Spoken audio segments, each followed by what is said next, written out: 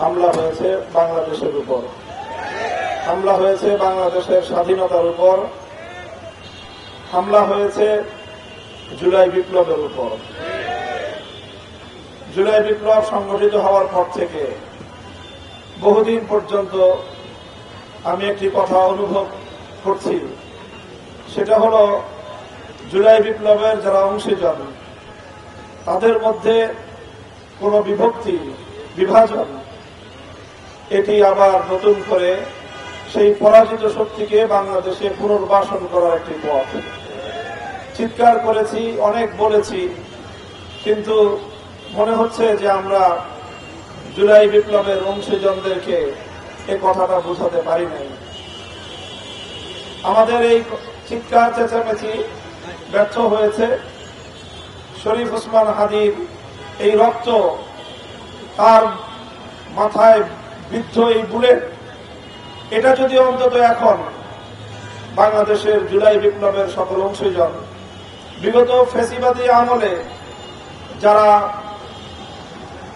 মাজলুম হয়েছেন সেই সকল পক্ষ শক্তিগুলো যদি আবার নিজেদেরকে একটু খুঁজে পাওয়ার চেষ্টা করেন, সেই জুলাই বিপ্লবের চেতনাটাকে যদি আপনারা আপনাদের হৃদয়ের গহীন থেকে আরেকবার একটু জাগ্রত করার চেষ্টা করেন, তাহলে হয়তো আগামীর বাংলাদেশ বেঁচে যাবে। বাংলাদেশটা যদি বেঁচে যায়, ওসমান হাদিরা বেঁচে থাকবে। আমরা আশা করি আমাদের এই ভাই শরীফ ওসমান হাদিকে ইনশাআল্লাহ, আমার প্রত্যাশা, আমার আশাবাদ যে আল্লাহ পাক রব্বুল আলামিন তাকে শতগুণ শক্তিশালী করে আগামীর বাংলাদেশের স্বাধীনতা এবং বাংলাদেশের অস্তিত্বকে রক্ষার এক প্রতিবাদী মুখ হিসেবে নেতৃত্বের জন্য আল্লাহ তাকে আবার আমাদের মাঝে ফিরিয়ে আনবেন ইনশাআল্লাহ। আমরা কায়মনে মহান রব্বুল আলামিনের কাছে সেই প্রত্যাশা ব্যক্ত করছি এবং আমি শপথ করতে চাই যে আমাদের এই চেতনাটাকে, শরীফ ওসমান হাদি যেই চেতনাকে ধারণ করে তার এই চরম মূল্য পরিশোধ করল, আমরাও যদি আমাদের হৃদয়ে সেই চেতনা ধারণ করতে পারি, তাহলে আসলে আমাদের এই কথা, আমাদের এই প্রার্থনা এবং আমাদের এই বক্তব্য এটা সার্থক হবে।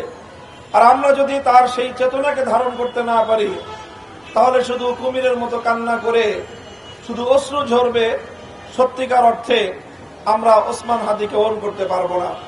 তাই আজকে আমি আমার সারা দেশের সকল দেশপ্রেমিক জনতাকে উদাত্ত আহ্বান জানাবো, শরীফ ওসমান হাদির জন্য আমাদের আজকে এমন একটি ঐক্যবদ্ধতার প্রয়োজন, এমন প্রতিবাদের প্রয়োজন, যেন যারা ওসমান হাদিকে হত্যা করে বাংলাদেশকে ভয় পাইয়ে দিতে চেয়েছিল, তারা যেন একটি বার্তা পায়, তারা যেন একটি বার্তা পায়, এক ওসমান হাদিকে যদি হত্যা করা হয়, তার চেতনা বাংলাদেশের প্রতিটি ঘরে ঘরে ছড়িয়ে পড়বে।